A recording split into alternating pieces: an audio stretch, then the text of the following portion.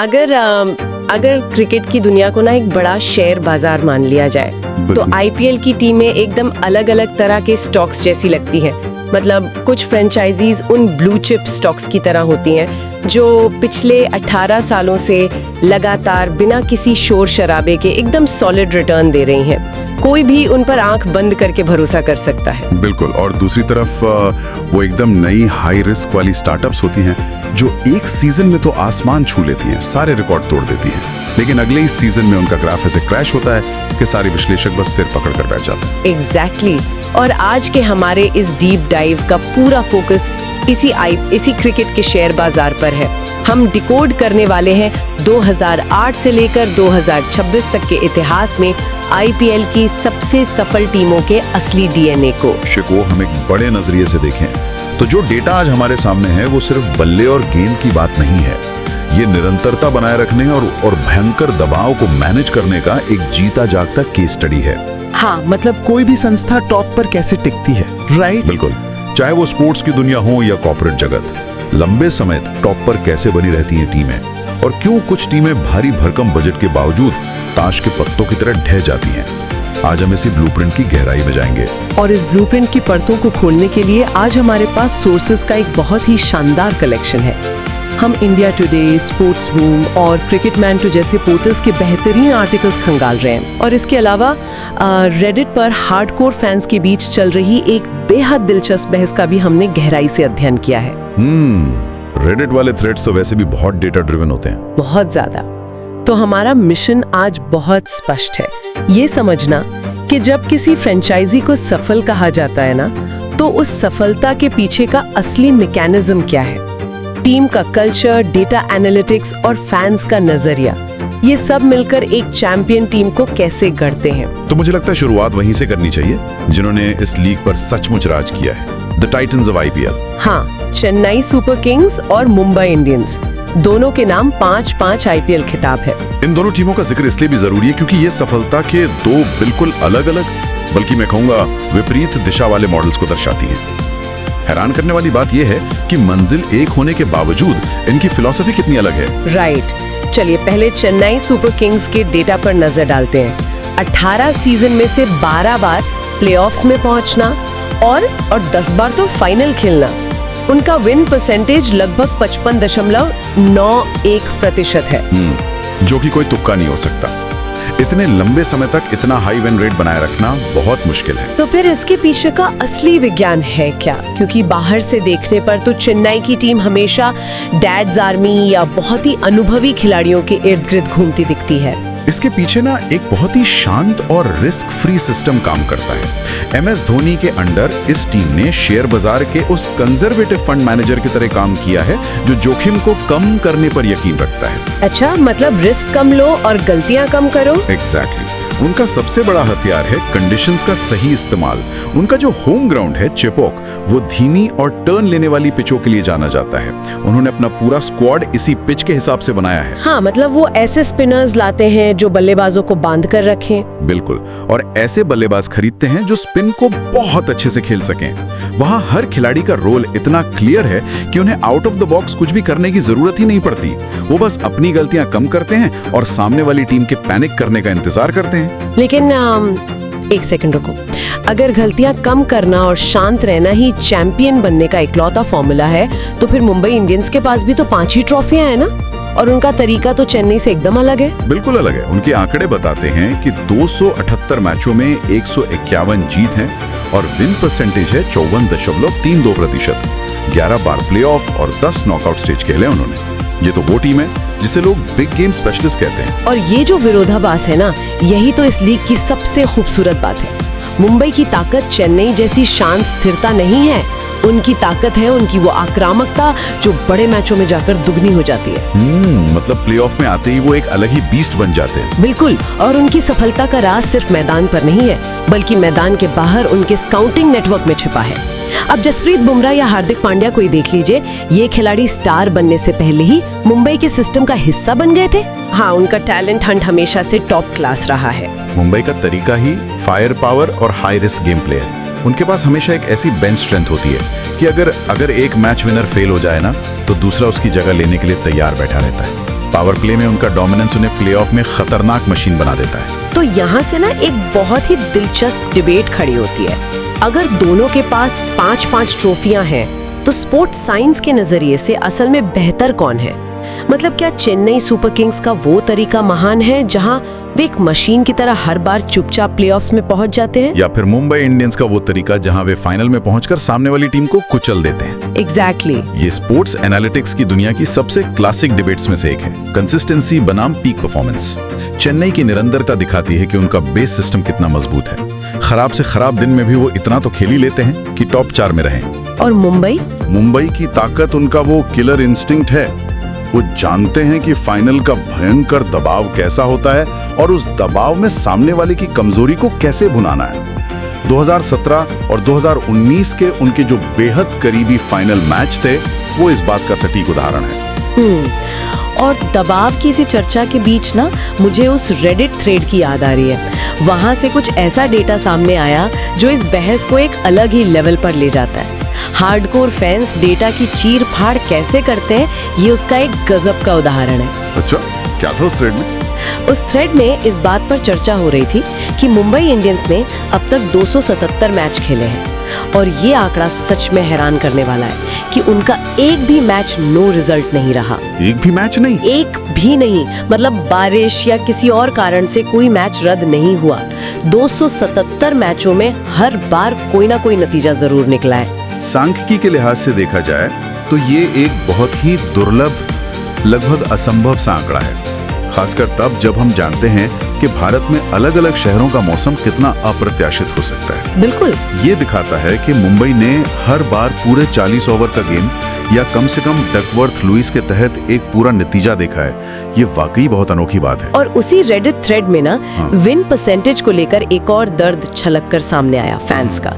मुंबई के फैंस इस बात पर बहस कर रहे थे कि 2022 और 2024 के जो खराब सीजन रहे, उनके लिए उन्होंने ओवरऑल विन परसेंटेज को कितनी बुरी तरह गिरा दिया।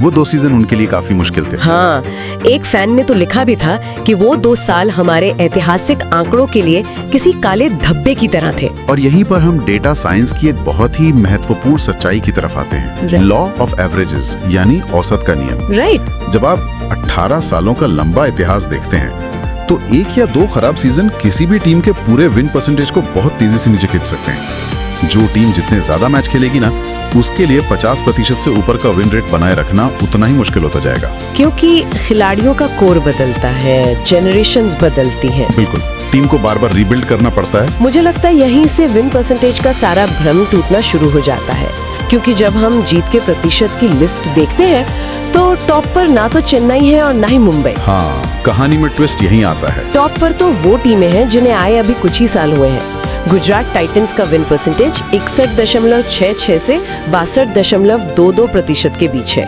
उन्होंने तो अपने डेब्यू सीजन यानी 2022 में ही खिताब जीत लिया था। और लखनऊ सुपर जायंट्स भी 52 से 55% के बीच झूल रहे हैं। इसे एनालिटिक्स की भाषा में हम सैंपल साइज एरर या छोटे डेटा सेट का भ्रम कह सकते हैं। जब किसी टीम ने सिर्फ 44 या 45 मैच ही खेले हों, तो उनका विन परसेंटेज स्वाभाविक रूप से बहुत ज्यादा या बहुत कम दिख सकता है। तो चलिए इसे एक एनालॉजी से समझते हैं।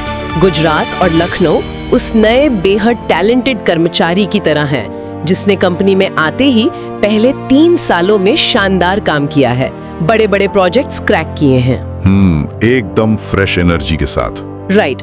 लेकिन क्या उस नए कर्मचारी की तुलना उस अनुभवी दिग्गज से की जा सकती है जो पिछले 18 सालों से कंपनी को हर मंदी, हर लीडरशिप चेंज और हर आर्थिक संकट से निकालकर लगातार मुनाफे में रख रहा है? बहुत ही सटीक तुलना है ये, और यही वजह है कि क्रिकेट पंडित जब आज भी टूर्नामेंट से पहले प्रेडिक्शन करते हैं ना, तो वे गुजरात टाइटंस जैसी टीमों को थोड़ा अंडररेट ही करते हैं, क्योंकि उनका असली टेस्ट अभी हुआ ही नहीं है। एग्जैक्टली। क्रिकेट की दुनिया में असली परीक्षा वो नहीं है कि आपने शुरुआत कैसी की। असली परीक्षा तब होती है जब टीम का एक सफल कोर ग्रुप रिटायर हो जाता है और मेगा ऑक्शन में आपको स्क्रैच से नई टीम बनानी पड़ती है। और फिर भी आप जीतने का फॉर्मूला ढूंढ लेते हैं। हाँ, चेन्नई और मुंबई ने ये रीबिल्ड कई बार सफलतापूर्वक किया है। नई टीमों को अभी इस आग से गुजरना बाकी है। और इस लंबे इसमें कुछ टीमें ऐसी भी रहीं जो इस आग में पूरी तरह जल गई। रेडिट थ्रेड पे जब विन परसेंटेज की बात चली ना, तो फैंस ने कुछ पुरानी टीमों के जख्म फिर से हरे कर दिए। मुझे अंदाजा है आप किस टीम की बात करने वाली हैं। हाँ, सबसे नीचे नाम आता है पुणे वॉरियर्स इंडिया का। उनका विन परसेंटेज मात्र 26.66% था। एक फैन ने बहुत ही डार्क ह्यूमर का इस्तेमाल करते हुए लिखा कि ऐसा लगता है कि पुणे वॉरियर्स सिर्फ इसीलिए लीग में थी ताकि दूसरी टीम अपना नेट रन रेट सुधार सके और क्रिस गेल उनके खिलाफ 175 रन बना सके। ये फैंस का मजाकिया लहजा हो सकता है, लेकिन इसके पीछे के मैकेनिज्म को समझना बहुत जरूरी है। तो पुणे वॉरियर्स फेल क्यों हुई थी असल में? क्योंकि उनके पास कोई स्पष्ट रणनीति नहीं थी। टीम में लगातार बदलाव होते रहे, कप्तानी बार बार बदली गई और कोई भी कोर ग्रुप बन ही नहीं पाया। T20 क्रिकेट में अगर आपका ड्रेसिंग रूम अस्थिर है ना, तो आप मैदान पर कभी कंसिस्टेंट परफॉर्म नहीं कर सकते। बात तो एकदम सही है, लेकिन इसी डेटा सेट में एक ऐसा अपवाद है जो सच में दिमाग चकरा देता है। इसी बॉटम टियर में एक और नाम है डेक्कन चार्जर्स। ओह, डेक्कन चार्जर्स। उनका ओवरऑल विन परसेंटेज सिर्फ 38.66% है। ये आंकड़ा चीख चीख कर कहता है कि ये एक असफल टीम थी, लेकिन उन्होंने 2009 में आईपीएल की चमचमाती ट्रॉफी जीती थी। वो एडम गिलक्रिस्ट, एंड्रू साइमंड्स और हर्षल गिब्स वाला सुनहरा दौर। हाँ, तो ऐसा कैसे हो सकता है कि 38% विन रेट वाली टीम चैंपियन बन जाए? यह इस पूरे विश्लेषण का सबसे दिलचस्प विरोधाभास है और ये मोमेंटम के विज्ञान को समझाता है। डेक्कन चार्जर्स कोई लगातार अच्छा खेलने वाली टीम नहीं थी, लेकिन 2009 का सीजन दक्षिण अफ्रीका में खेला गया था। ओह, राइट, कंडीशंस एकदम अलग थी। बिल्कुल, वहां की पिचें तेज और उछाल भरी थी। डेक्कन के पास उस उछाल का फायदा उठाने वाले तेज गेंदबाज थे और ऐसे ऑस्ट्रेलियाई और दक्षिण अफ्रीकी बल्लेबाज थे जो उन कंडीशंस में खेलना बखूबी जानते थे। तो मतलब सब कुछ उनके फेवर में अलाइन हो गया। हाँ, उन्होंने उन कुछ हफ्तों में एक ऐसा जादुई मोमेंटम पकड़ा कि वो सीधा चैंपियन बन गए। इसे हम स्पोर्ट्स साइंस में वंडर सीजन कहते हैं, जहां कुछ समय के लिए सारे समीकरण बस आपके पक्ष में बैठ जाते हैं। तो यहाँ से ना एक बहुत बड़ा दार्शनिक सवाल खड़ा होता है, क्या एक वंडर सीजन देकर चमत्कारी तरीके से ट्रॉफी जीतकर इतिहास के पन्नों में गायब हो जाना बेहतर है, या फिर सालों साल तक 50% जीत का औसत बनाए रखना, लगातार प्लेऑफ में पहुंचना लेकिन कभी ट्रॉफी न जीत पाना ज्यादा बड़ी बात है? इस सवाल का जवाब हमें उन टीमों के इतिहास में मिलता है जिन्होंने सालों तक बिना ट्रॉफी के भारी संघर्ष किया है। क्योंकि जब ऐसी टीमें लगातार हारने के बाद अपनी फिलॉसफी को सुधार कर वापसी करती है ना, तो वो महज एक जीत नहीं होती, वो एक स्टेटमेंट बन जाता है। बिल्कुल, वो क्रिकेटिंग टैक्टिक्स का एक मास्टर क्लास बन जाता है। इस संदर्भ में हमें कोलकाता नाइट राइडर्स और रॉयल चैलेंजर्स बेंगलुरु के कमबैक ब्लूप्रिंट को समझना होगा। अब यहाँ से कहानी में असली ड्रामा शुरू होता है। चलिए पहले कमबैक किंग्स यानी कोलकाता नाइट राइडर्स की बात करते हैं। आज केकेआर 3 खिताबों 2012, 2014 और हाल ही में 2024 के साथ इस लीग की तीसरी सबसे सफल टीम बन चुकी है। और उनके नाम वो 14 मैचों की लगातार जीत का अनब्रेकेबल रिकॉर्ड भी है। राइट, तो उनका ब्लूप्रिंट चेन्नई और मुंबई से कितना अलग है? पूरी तरह अलग है। अगर उनके ब्लूप्रिंट का गहराई से विश्लेषण किया जाए तो पता चलता है कि इन्होंने हमेशा इम्पैक्ट ऑलराउंडर्स और मिस्ट्री स्पिनर पे दाव लगाया है। मिस्ट्री स्पिनर्स का फायदा क्या होता है T20 में इतना ज्यादा? T20 क्रिकेट दरअसल मैचअप्स का खेल है। मिस्ट्री स्पिनर्स को डेथ ओवर्स में, वो भी फ्लड लाइट्स के नीचे, पड़ना बहुत मुश्किल होता है, जिससे बल्लेबाज मजबूरन गलतियां करते हैं।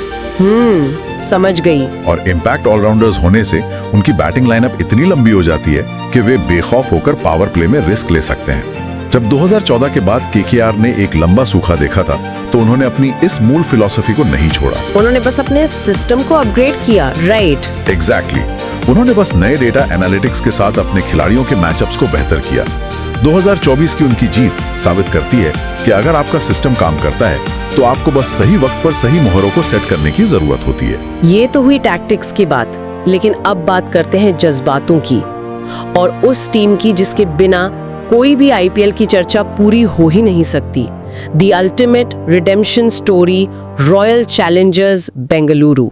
और जो रेट है उसमें भी ज्यादा फर्क नहीं आया। मतलब जुम्मे को याद है जब मैं छोटा था, तो उस टाइम पे जो भी रेट था उससे शायद 15 या 20 रुपए कुछ ऊपर नीचे हुआ होगा। अगर अपनी ड्रिंक भी लाने जा रहे हो, कुछ खाने के लिए भी जा रहे हो, आपको स्टेज पूरा बाकायदा दिख रहा है। You are not missing any part of the concert. तो आरसीबी इस टीम का ग्राफ तो रोलर कोस्टर रहा है। बिल्कुल, ये एक ऐसी फ्रेंचाइजी रही है जो एकदम चरम सीमाओं पर जीती है। इतिहास का सबसे कम स्कोर मात्र 49 रन इन्हीं के नाम दर्ज है और सबसे ज्यादा रन लुटाने का रिकॉर्ड 287 रन वो भी इन्हीं के नाम है। दोनों एक्सट्रीम्स एक ही टीम के पास। हाँ, और रेडिट पे ना एक फैन ने बहुत ही विश्लेषणात्मक बात लिखी। उसने कहा कि आरसीबी ओवररेटेड है, मतलब उन्हें बिना वजह सबसे खराब टीम मान लिया गया है, जबकि 10 बार प्लेऑफ में पहुंचने के बावजूद वो केकेआर की बराबरी करने से सिर्फ 3 फाइनल मैचों की जीत दूर थी। और उस फैन का विश्लेषण सांख्यिकी के नजरिए से एकदम सटीक है। सच में? बिल्कुल। अगर कोई टीम लगातार 10 बार प्लेऑफ में पहुंच रही है तो उसका बेस स्ट्रक्चर खराब नहीं हो सकता।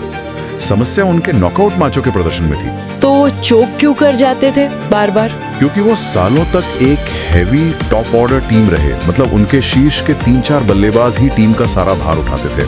दबाव के उन कुछ अहम पलों में जब मिडिल ऑर्डर या गेंदबाजों को मैच बचाना होता था, तब वो सिस्टम बिखर जाता था। लेकिन फिर आया 2025 का वो ऐतिहासिक पल। 17 साल का लंबा इंतजार, हर साल टूटे हुए दिल, अनगिनत मीम्स और ई साला कप नाम दे के नारों के बीच आखिरकार 2025 में आरसीबी ने अपनी पहली आईपीएल ट्रॉफी उठाई ही ली। वो पल सच में क्रिकेट इतिहास के सबसे बड़े पलों में से एक था। मुझे तो लगता है ये एक ऐसा मोमेंट था जिसे हॉलीवुड एक्टर लियोनार्डो डिकैप्रियो के ऑस्कर जीतने से जोड़ा जा सकता है।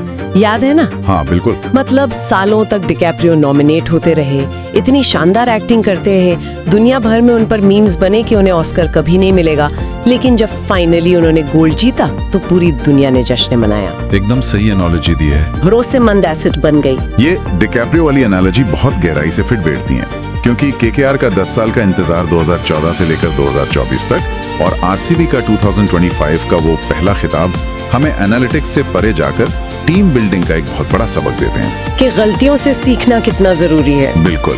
ये साबित करता है कि मीम कल्चर और भारी आलोचनाओं के बीच भी अगर मैनेजमेंट अपनी गलतियों से, जैसे अपनी बॉलिंग कोर को मजबूत ना करना, अगर उन चीजों से सीख लेता है तो रिडेम्पशन मुमकिन है। बुरे सीजन हर टीम के आते हैं, लेकिन जो टीमें प्रशंसकों के भरोसे को बनाए रखती हैं और दबाव में बिखरने के बजाय अपनी कमजोरियों पर काम करती हैं, वो इतिहास जरूर रचती हैं। तो अगर इस सारे डेटा, इन सारी रणनीतियों और इतने सालों के इतिहास को हम एक धागे में पिरोएं, तो क्या ये कहा जा सकता है कि सफलता का कोई एक सिंगल फॉर्मूला है ही नहीं? बिल्कुल नहीं है। मतलब ये चेन्नई की तरह कंडीशंस का मास्टरमाइंड बनना हो सकता है, या मुंबई की तरह बेहतरीन टैलेंट खोजना, ये कोलकाता की तरह डेटा और मैचअप्स का सही इस्तेमाल भी हो सकता है, या फिर बेंगलुरु की तरह 17 सालों तक हर बार गिरकर दोबारा उठने की जिद। एकदम सही।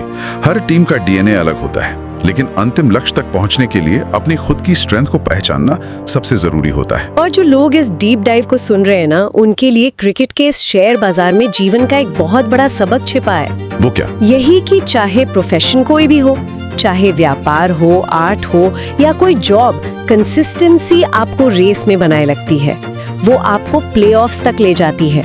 लेकिन जब असली दबाव का क्षण आता है, जब डू और डाई वाली स्थिति होती है, तब उस दबाव में अपना सर्वश्रेष्ठ प्रदर्शन ही आपको असल चैंपियन बनाता है। ये सचमुच एक बहुत ही पावरफुल निष्कर्ष है।